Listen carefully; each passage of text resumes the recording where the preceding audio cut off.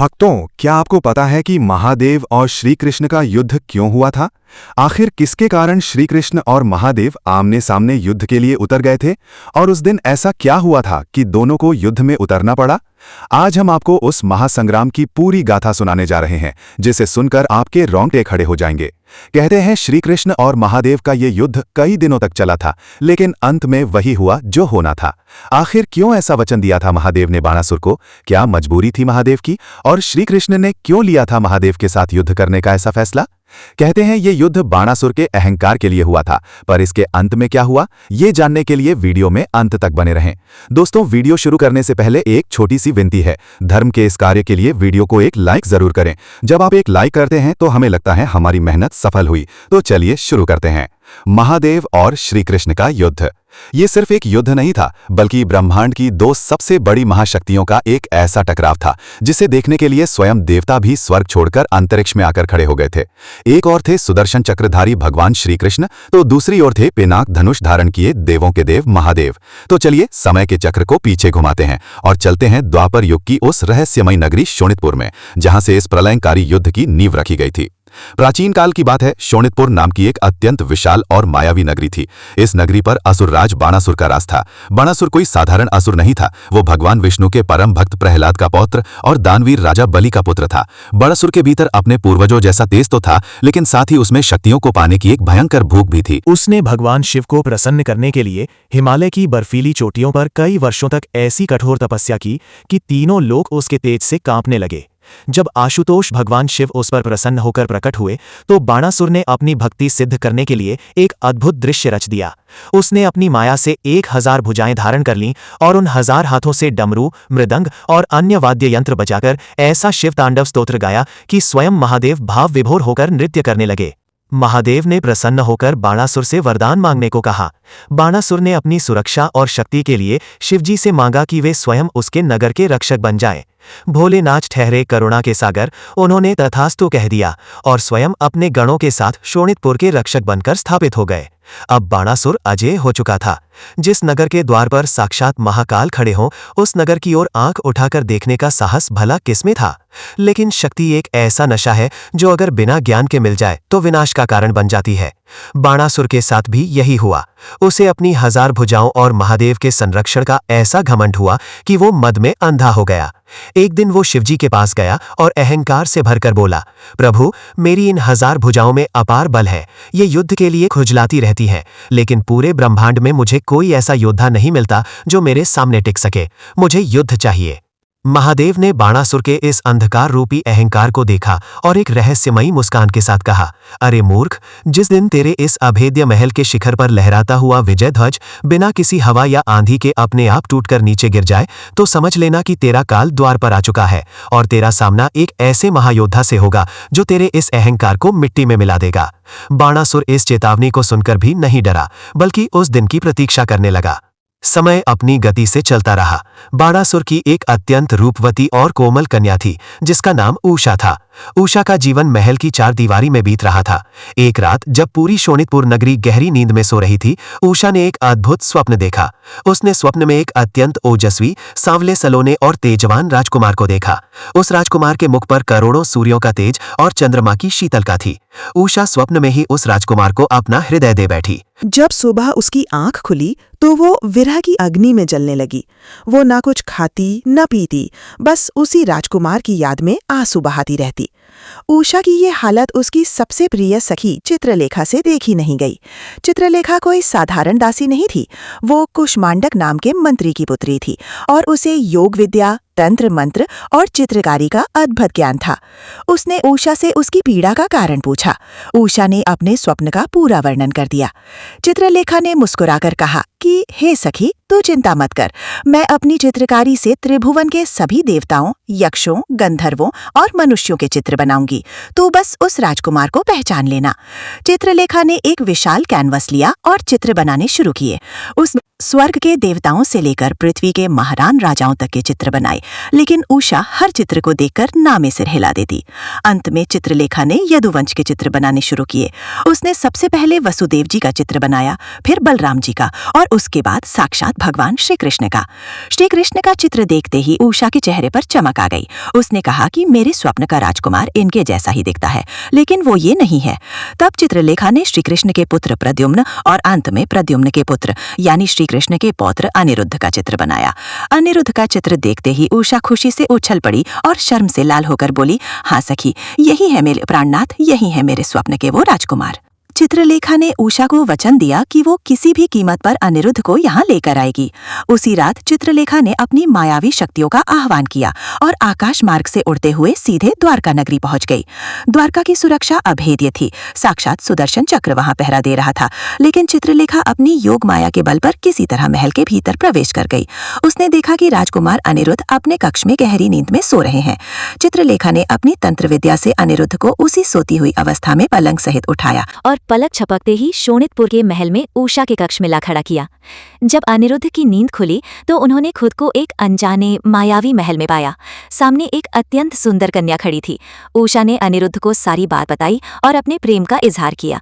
अनिरुद्ध भी उषा के रूप और उसके सच्चे प्रेम पर मुग्ध हो गए। दोनों उसी गुप्त कक्ष में एक दूसरे के साथ समय बिताने लगे। लेकिन शोणितपुर जैसे रक्षित नगर में कोई बात ज्यादा दिन तक छुप नहीं सकती थी। महल के पहरेदारों को उषा के कक्ष से किसी पुरुष की आवाजें सुनाई देने लगी। उन्होंने तुरंत जाकर बाणासुर को ये सूचना दी। ये सुनते ही बाणासुर का खून खौल उठा। उसकी पुत्री के कक्ष में एक पराया पुरुष, ये उसके लिए मृत्यु से भी बड़ा अपमान था। वो अपनी विशाल सेना और भयंकर अस्त्र शस्त्र लेकर उषा के कक्ष की ओर दौड़ा। जब बाणासुर ने दरवाजा तोड़ा, उसने देखा कि एक अत्यंत तेजस्वी युवा वहां खड़ा है। अनिरुद्ध ने बाणासुर की सेना को देखते ही एक लोहे का परिघ उठा ली। अनिरुद्ध यदुवंशी थे, भगवान श्री कृष्ण के अंश थे। उनका रणकौशल देखने लायक था। उन्होंने अकेले ही बाणासुर के सैकड़ों सैनिकों को दिया। बाणासुर अनिरुद्ध की वीरता देखकर हैरान रह गया। जब उसे लगा कि साधारण युद्ध से इस युवक को नहीं हराया जा सकता, तो उसने अपनी मायावी शक्तियों का प्रयोग किया। बाणासुर ने अनिरुद्ध पर नागपाश नाम का एक भयंकर अस्त्र छोड़ दिया। सैकड़ों विषैले सांपों ने अनिरुद्ध को जकड़ लिया और उन्हें बंदी बनाकर शोणितपुर के सबसे अंधेरे और भयानक कारागार में डाल दिया गया। यहाँ बाणासुर अपने अहंकार में हंस रहा था कि उसने एक महान योद्धा को बंदी बना लिया है, लेकिन उसे ये नहीं पता कि उसने साक्षात महाकाल को आमंत्रण दे दिया है। उसने उस अनिरुद्ध को छुआ था जिसके दादा साक्षात नारायण के अवतार भगवान श्री कृष्ण थे। इधर द्वारका नगरी में राजकुमार अनिरुद्ध के अचानक गायब हो जाने से हाहाकार मच गया था। रुक्मिणी और प्रद्युम्न का रो रोकर बुरा हाल था। भगवान श्री कृष्ण अंतर्यामी है, उनसे इस ब्रह्मांड का कोई भी रहस्य छुपा नहीं है। वे सब जानते थे कि क्या हुआ था, फिर भी लीला रचने के लिए वे शांत रहे। 4 महीने बीत गए। तब एक दिन देवर्षि नारद अपनी वीणा बजाते हुए द्वारका पधारे। उन्होंने नारायण नारायण का जाप करते हुए भरी सभा में बताया कि हे वासुदेव, आपके पौत्र अनिरुद्ध को असुर राज बाणासुर ने अपनी माया से नागपाश में बांधकर शोणितपुर के कारागार में बंदी बना रखा है। ये समाचार सुनते ही द्वारका की सभा में सन्नाटा छा गया। भगवान श्री कृष्ण की आंखें, जो हमेशा करुणा बरसाती थीं, आज क्रोध से धधकते हुए अंगारों में बदल गई थीं। बलराम जी ने गुस्से में अपना हल उठा लिया और बोले, उस तुच्छ असुर की ये मजाल कि उसने यदुवंश के राजकुमार पर हाथ डाला। आज मैं उस शोणितपुर को उखाड़कर समुद्र में फेंक दूंगा। भगवान श्री कृष्ण ने तुरंत अपनी अक्षोहिणी सेना को युद्ध की तैयारी का शंखनाद करने का आदेश दिया। द्वारका का कोना कोना युद्ध के नगाड़ों से गूंज उठा।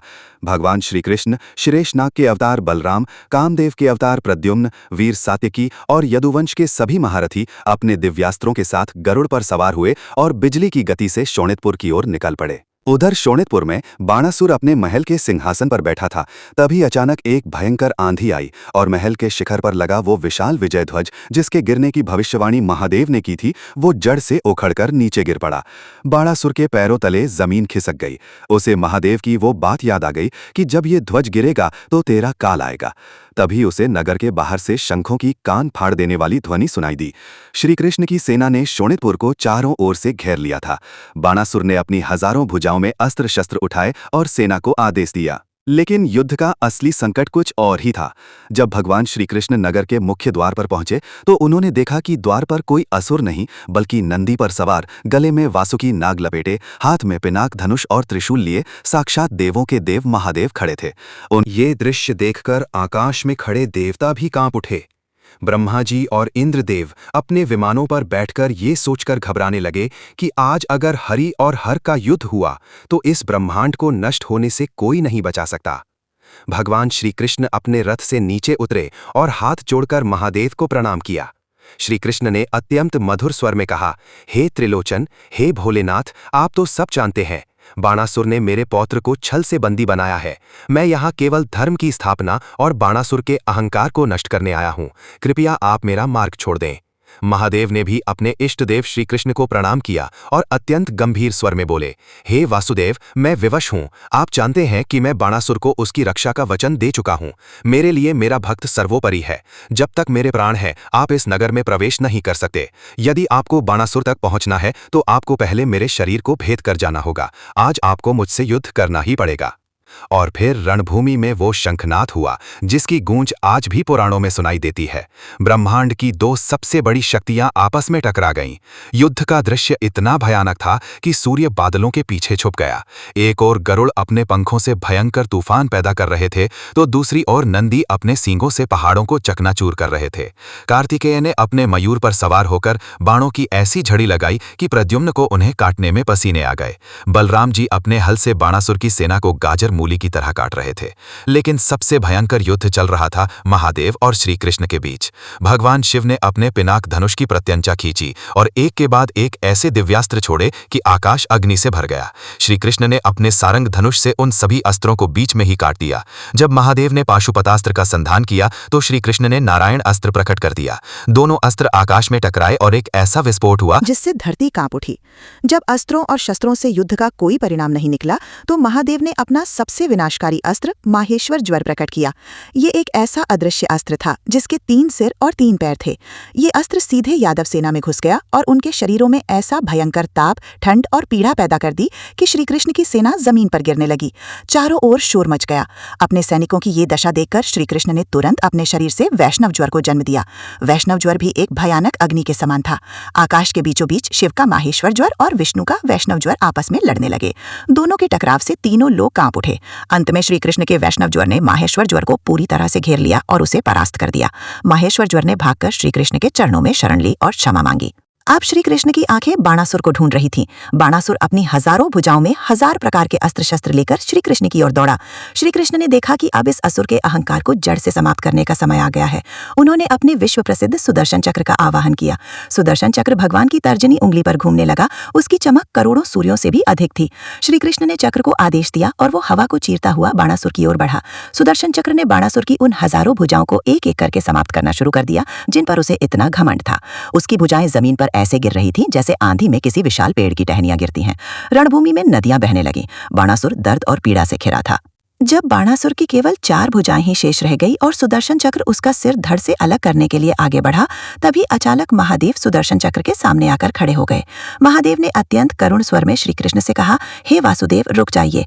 ये बाणासुर महाभक्त प्रहलाद के वंश का है। मैंने इसे अभयदान दिया है। कृपया मेरे वचन की लाज रख लें और इसके प्राण बख्श दें। भगवान श्री कृष्ण अपने आराध्य शिव की पुकार कैसे टाल सकते थे? उन्होंने तुरंत सुदर्शन चक्र को वापस बुला लिया। श्री कृष्ण ने मुस्कुराते हुए कहा, हे महादेव, ये सृष्टि आपकी कृपा से ही चल रही है। हे महादेव, मुझे तो इसके प्राण लेने ही नहीं थे। मैं जानता हूँ कि ये प्रहलाद का वंशज है और मैंने वरदान दिया था कि मैं प्रहलाद के वंश में किसी का वध नहीं करूंगा। मैं तो बस इसके उस अहंकार को काटना चाहता था जो इसे अंधा बना रहा था। अब इसकी ये 4 भुजाएं ही शेष रहेंगी जिससे ये अपना जीवन जी सकेगा और हमेशा याद रखेगा कि शक्ति का उपयोग रक्षा के लिए होता है, अहंकार के लिए नहीं। बाणासुर का सारा घमंड मिट्टी में मिल चुका था। उसकी आंखें खुल चुकी थीं। वो रोता हुआ भगवान श्री कृष्ण और महादेव के चरणों में गिर पड़ा और अपने अपराधों की क्षमा मांगने लगा। इसी समय आकाशवाणी हुई और स्वयं ब्रह्मा जी प्रकट हुए। उन्होंने सभी देवताओं और मनुष्यों को एक बहुत बड़ा सत्य बताया।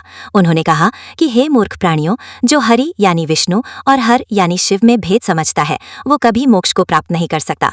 शिव के हृदय में विष्णु बसते हैं और विष्णु के हृदय में शिव बसते हैं। दोनों एक ही परम शक्ति के 2 रूप हैं। महायुद्ध तो संसार को ये संदेश देने के लिए रचा गया था कि भगवान अपने भक्त का वचन निभाने के लिए किसी भी हद तक जा सके और अहंकार चाहे कितना भी बड़ा हो, एक दिन भगवान के चक्र के सामने उसे झुकना ही पड़ता है। इसके बाद बाणासुर ने पूरे सम्मान के साथ अनिरुद्ध को नागपाश से मुक्त किया। पूरी शोणितपुर नगरी को दुल्हन की तरह सजाया गया। भगवान श्री कृष्ण, महादेव और ब्रह्मा जी की उपस्थिति में उषा और अनिरुद्ध का विवाह अत्यंत धूमधाम से संपन्न हुआ। देवताओं ने आकाश से पारिजात के पुष्पों की वर्षा की और दुंदुभियां बजाईं। भगवान श्री कृष्ण नवदंपति और अपनी विजयवाहिनी सेना के साथ वापस द्वारका लौट आए। इस प्रकार बाणासुर के महायुद्ध की ये दिव्य गाथा संपन्न हुई। भक्तों, आशा करते हैं कि आपको ये दिव्य कथा अच्छी लगी होगी और उम्मीद है कि आपने वीडियो को एक लाइक जरूर कर दिया होगा। आज के समय में अगर ये कोई साधारण मनोरंजन या नाचने गाने वाली वीडियो होती तो अब तक इस पर हजारों लाइक्स आ चुके होते, लेकिन जब बात धर्म की सच्चाई और शास्त्रों के ज्ञान की आती है तो बहुत कम लोग ही आगे आकर समर्थन करते हैं। हमारी वीडियोस इतनी शुद्ध होती हैं कि घर के छोटे बच्चे से लेकर बड़े बुजुर्ग तक पूरा परिवार एक साथ बैठकर देख सकता है। हमारा उद्देश्य केवल धर्म के प्रति जागरूकता फैलाना है, तो कृपया आपसे विनती है, धर्म के इस कार्य में अपना सहयोग दें। वीडियो को एक लाइक जरूर करें और चैनल को सब्सक्राइब करके रखें ताकि आने वाली ज्ञानवर्धक कथाएं भी आप देख सकें। मिलते हैं दोस्तों अगली वीडियो में, तब तक के लिए अपना ख्याल रखें। धन्यवाद। जय श्री कृष्णा। हर हर महादेव।